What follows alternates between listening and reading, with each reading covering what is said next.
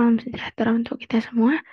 Perkenalkan, namaku Agnes Josefa Naibaho dengan NIM 11S22052 dari Prodi S1 Informatika Angkatan 2022. Pada kesempatan kali ini, aku akan membahas tentang tantangan praktikum pada mata kuliah PBO, yakni tentang kelas diagram.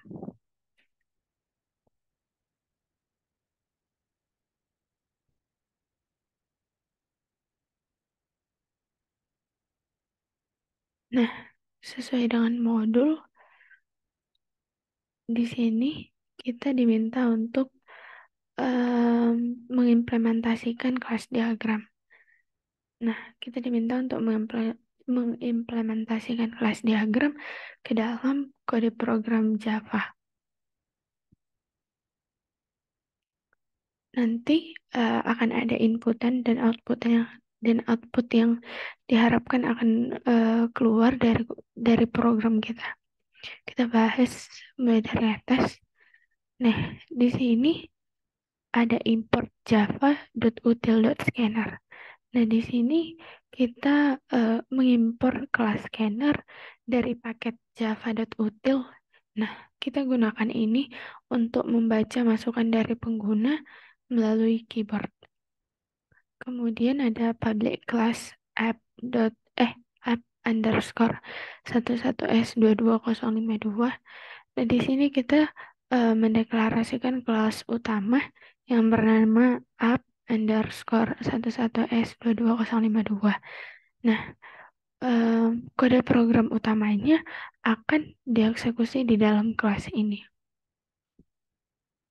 Kemudian kita masuk pada bagian public static void main string args ini. Nah, ini merupakan metode utama yang akan kita jalankan saat programnya dimulai. Nah, semua kode program akan dieksekusi di dalam main yang ini. Kemudian pada bagian scanner, SC sama dengan uScanner system.in. Nah, di sini kita mendeklarasi dan menginisialisasi objek scanner yang digunakan untuk membaca masukan dari pengguna melalui keyboard. Kemudian ada pada bagian string student name sama dengan sc.nextLine, string student name sama dengan sc.nextLine. Kemudian ada integer student age sama dengan integer parse.integer nextLine. Nah, di sini ketiga kode ini membaca 3 baris masukan dari pengguna. Nah, kode ini akan mewakili NIM mahasiswa, nama mahasiswa, dan usia dari mahasiswa. Nah, NIM dan nama kita baca sebagai string. Sedangkan pada usia ini kita masukkan integer. Kemudian kita masuk ke bagian string home model sama dengan sc.nextLine.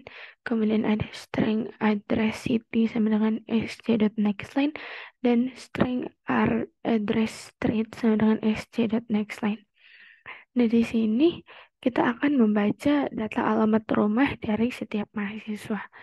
Nah, 3 baris masukan ini akan mewakili model rumah, kota tempat tinggal, dan nama jalan tempat tinggal dari mahasiswa.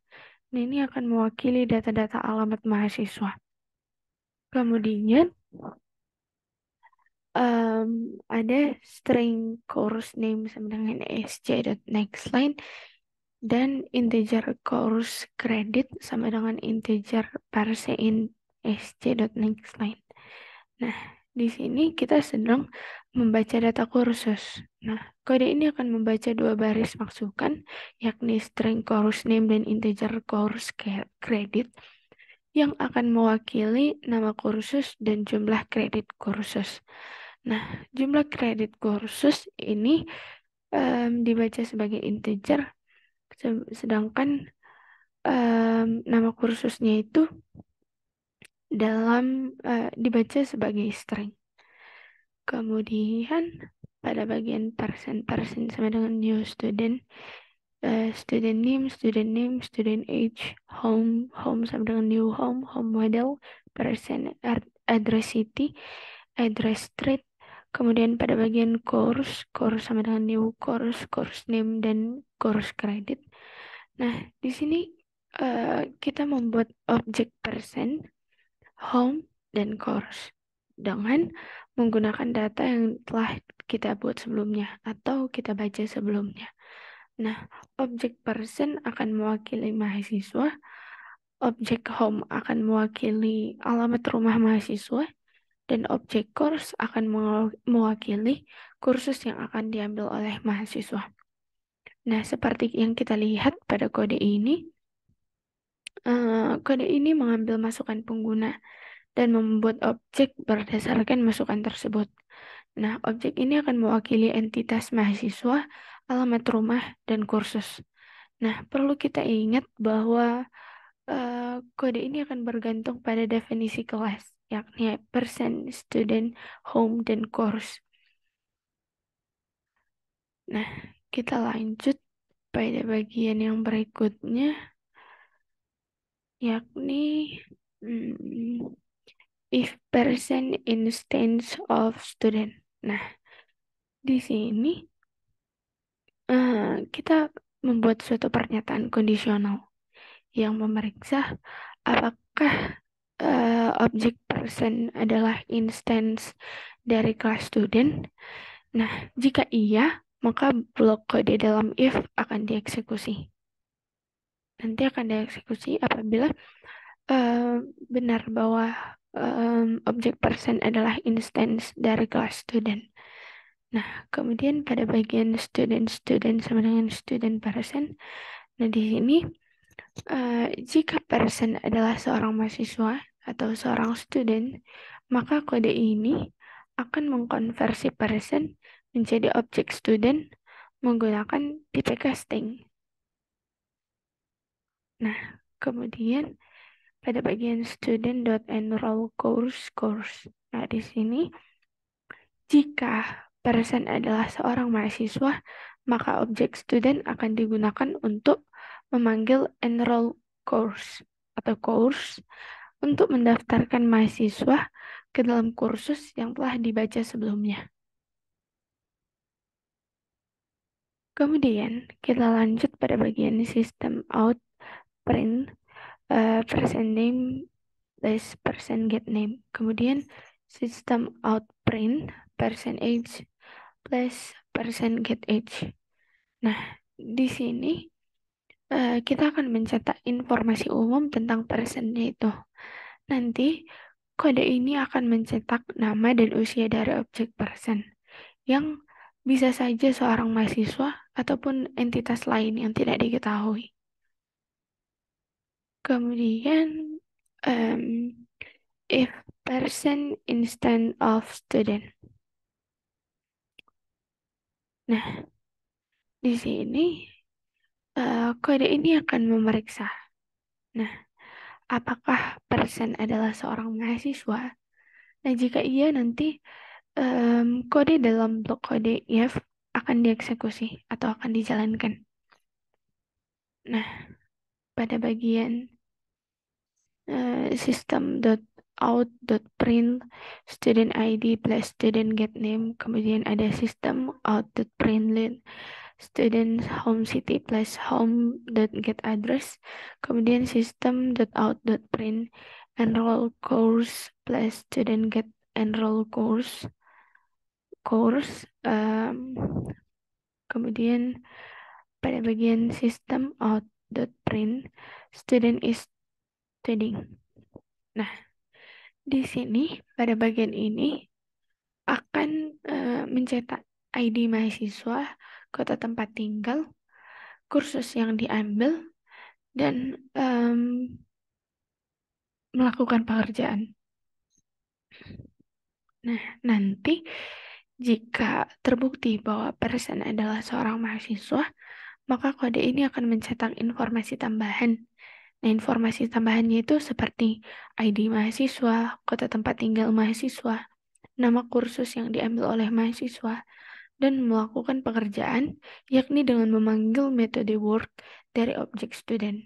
Nah, nanti kode ini akan mencetak bahwa eh, mahasiswa itu sedang belajar, atau yang eh, yang keluar itu nanti outputnya student is studying. Kemudian sc.close. Nah, di sini artinya kita akan menutup objek scannernya. Nah, kode ini akan menutup kode scanner atau SC yang digunakan untuk membaca masukan dari pengguna menggunakan keyboard.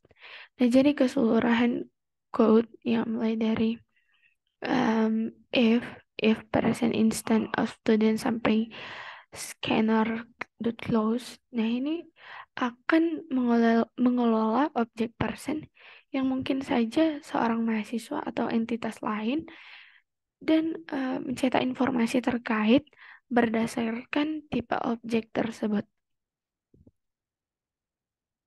Kita lanjut pada bagian um,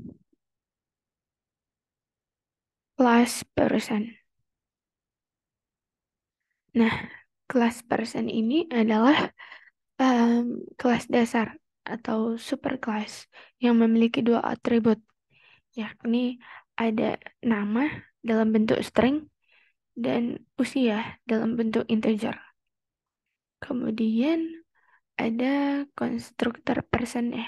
Nah, di sini konstruktor person kita gunakan untuk menginisialisasi objek person dengan memberikan nilai awal untuk nama dan usia dari mahasiswa.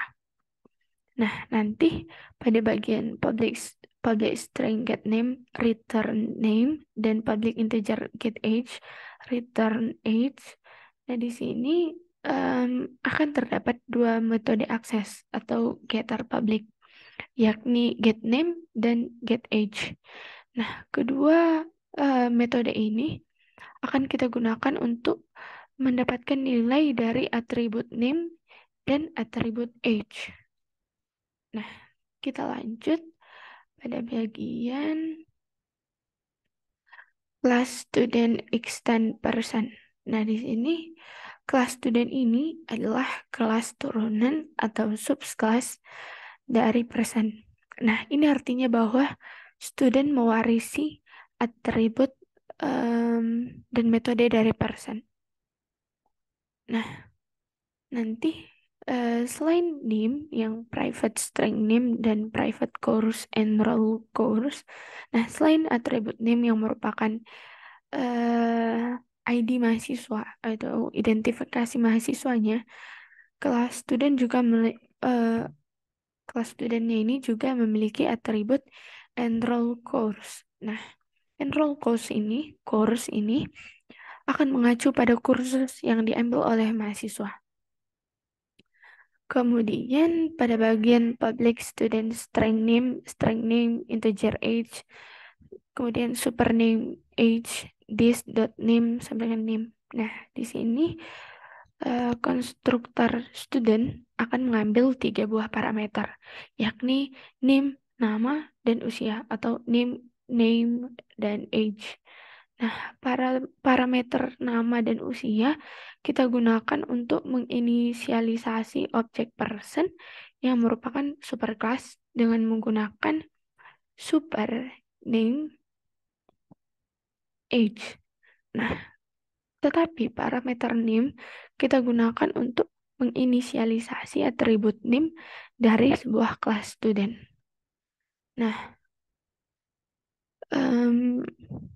codingan yang tadi ini merupakan contoh dasar dari pewarisan dalam PBO.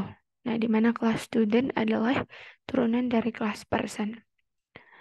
Nah, hal ini akan memungkinkan pengguna untuk menggunakan atribut dan metode dari kelas person dalam kelas student, serta menambahkan atribut dan metode tambahan khusus untuk seorang mahasiswa.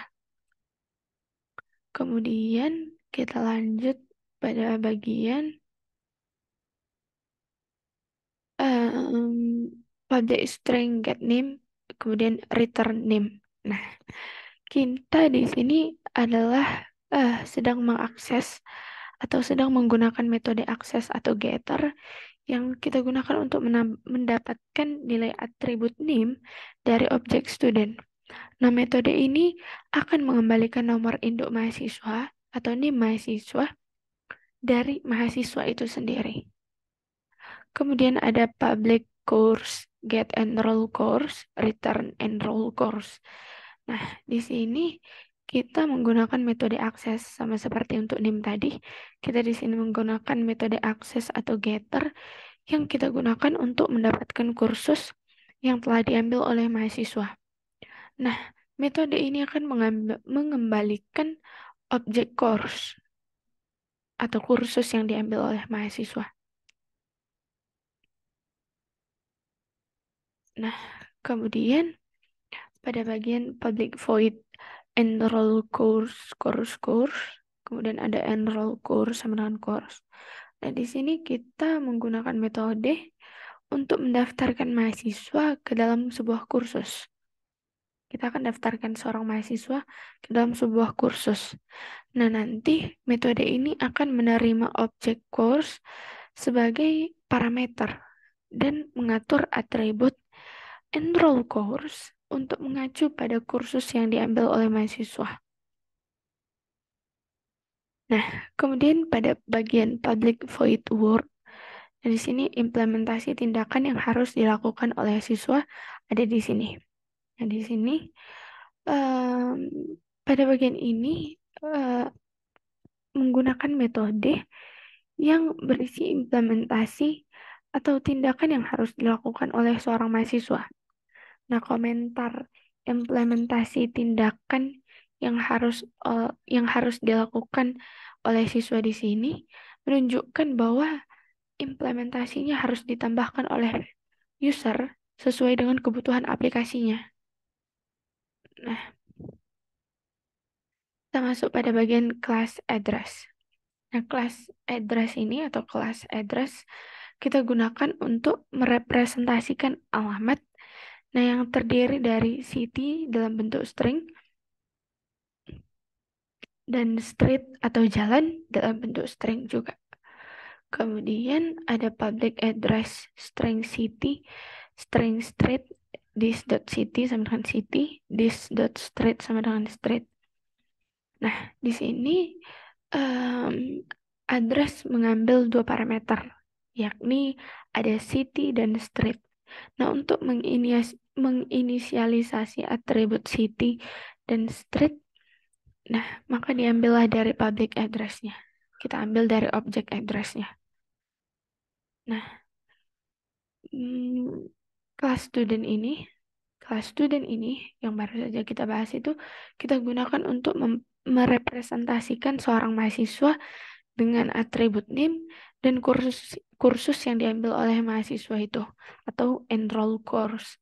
Nah, kelas ini akan memiliki beberapa metode, termasuk metode untuk mendapatkan NIM-nya, kemudian mendapatkan kursus yang diambil oleh mahasiswa, kemudian mendaftarkan mahasiswa ke dalam kursus, dan mungkin akan melakukan tindakan-tindakan yang terkait dengan mahasiswa. Kemudian kita masuk pada bagian um,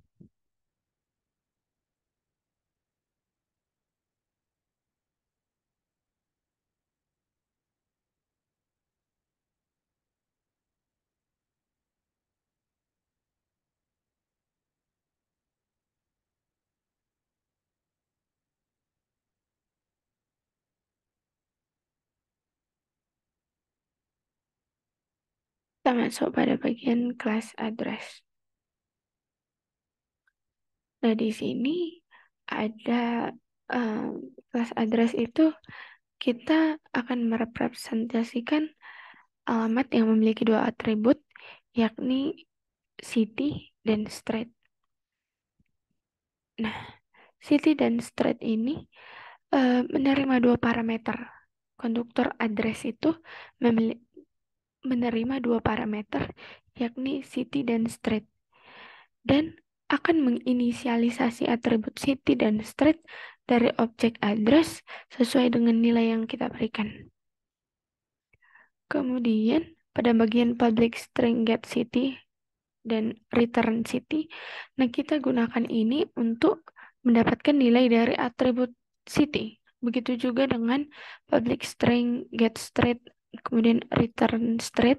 Nah, ini kita gunakan untuk mendapatkan nilai dari atribut street. Kemudian pada bagian class home. Nah, class home ini kita gunakan untuk merepresentasikan rumah yang uh, memiliki atribut. Nah, di sini kan ada private string model, kemudian private person owner, kemudian private address. Nah, di sini atributnya itu ada model, yakni model rumah, owner atau pemilik rumah dari kelas person, dan address, yakni alamat rumah yang merupakan objek dari kelas address. Kemudian pada bagian public home string model person owner, string city, string street. Nah, di sini kita gunakan untuk mendapatkan objek address yang merupakan alamat rumah. Kemudian pada bagian class course, nah kita gunakan class course ini untuk merepresentasikan kursus yang memiliki atribut name atau nama kursus. Ya kan ada di sini private string name dan private integer credit.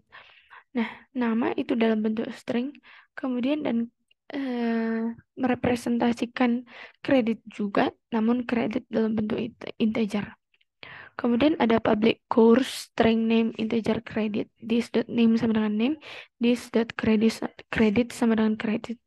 Nah, di sini course menerima dua parameter, yakni name dan credit, dan menginisialisi atribut name dan credit dari objek course sesuai dengan nilai yang diberikan. Kemudian ada public string get name. Nah, kita gunakan ini untuk mendapatkan nilai dari atribut name, yakni nama kursusnya. Kemudian yang terakhir itu ada public integer get credit. Nah, kita gunakan ini sama seperti get name, nah, untuk mendapatkan nilai atribut dari kredit, yakni jumlah kredit dari kursus. Kita akan coba jalankan programnya.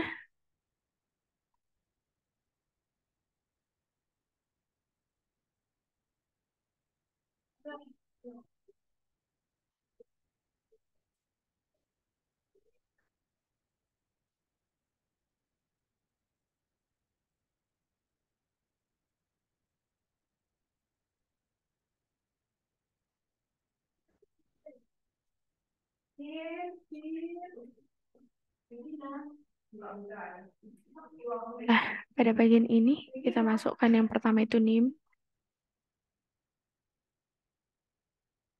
kemudian nama, kemudian umur. Nah, di sini sesuai yang tadi di atas, itu kan ada name, nama, umur, model rumah, kemudian ini balik,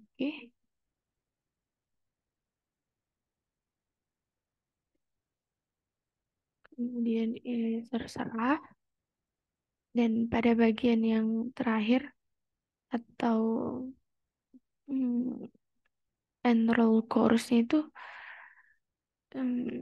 kita buat misalnya PBO, kemudian ini terserah karena di sini kan